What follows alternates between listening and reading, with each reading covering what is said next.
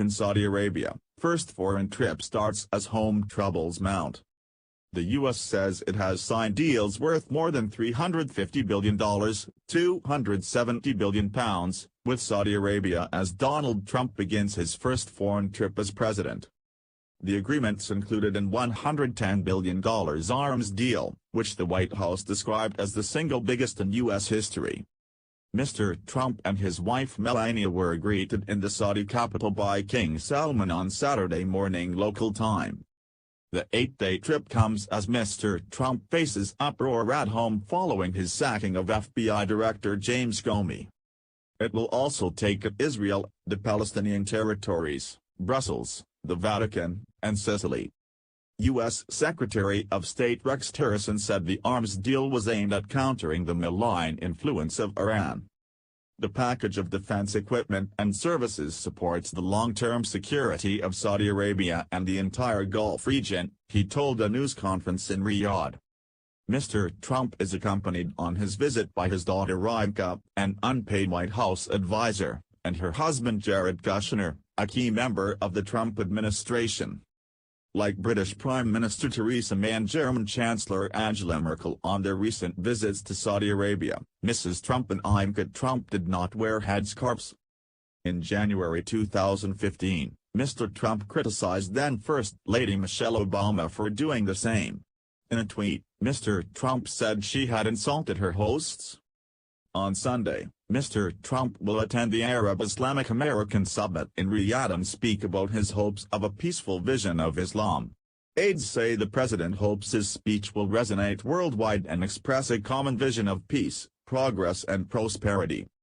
Mr. Trump caused controversy during his campaign by calling for Muslims to be temporarily banned from entering the U.S. over security concerns. Legislation aimed at restricting travel from several Muslim-majority countries remains tied up in the U.S. courts. The summit agenda is expected to focus on combating Islamist militants and the growing regional influence of Iran. Mr. Trump has been a fierce critic of the international deal with Iran, which eased sanctions in return for a curb on its nuclear activities. Unlike his predecessor, Barack Obama, he is not expected to highlight human rights during his trip. In a tweet, King Salman praised Mr. Trump, adding that he hoped his visit would strengthen our strategic cooperation. He later handed the U.S. president Saudi Arabia's highest civilian honor, the King Abdulaziz Medal. Can Trump follow the script? By Lise Doucette, chief international correspondent in Riyadh. It's being called a summit like no other, and in some ways, that's true. Saudis note that past presidential visits were organized by the royal court. This time Riyadh is bursting with summits and forums, drawing in all levels of government and everyone from wealthy CEOs, to experts on extremism, to young savvy social media experts. But behind the hype, there's nervousness too. We don't talk about an elephant in the room, we call it the elephant in Riyadh, a young Saudi tells me, highlighting the famous unpredictability of the U.S. president when he veers from the official script. This visit is tightly choreographed to minimize that risk. And it's not that officials in Riyadh are unaware of the crises roiling Washington.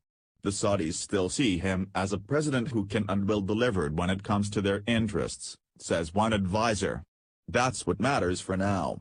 But whether Washington will fully follow the Saudi script for the region still has to be seen. White House Press Secretary Sean Spicer said that Saudi Arabia had signed a deal to buy just under $110 billion, £84 billion, of American-made arms, which he said was the biggest such deal in U.S. history. Reuters news agency reports the deal includes the assembly of 150 Black Hawk helicopters in Saudi Arabia, worth about $6 billion alone. AFP quoted a White House official as saying the deal will bolster the kingdom's ability to contribute to counter-terrorism operations across the region, reducing the burden on the U.S. military to conduct those operations.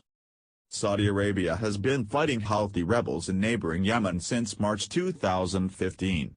The United Nations says about 10,000 people have been killed since the fighting began, with Yemen on the verge of famine.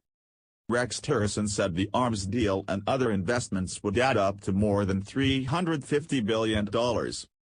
U.S. giant General Electric said it had signed agreements worth $15 billion, and Saudi oil giant Aramco had been expected to sign $50 billion of deals with 11 U.S. companies.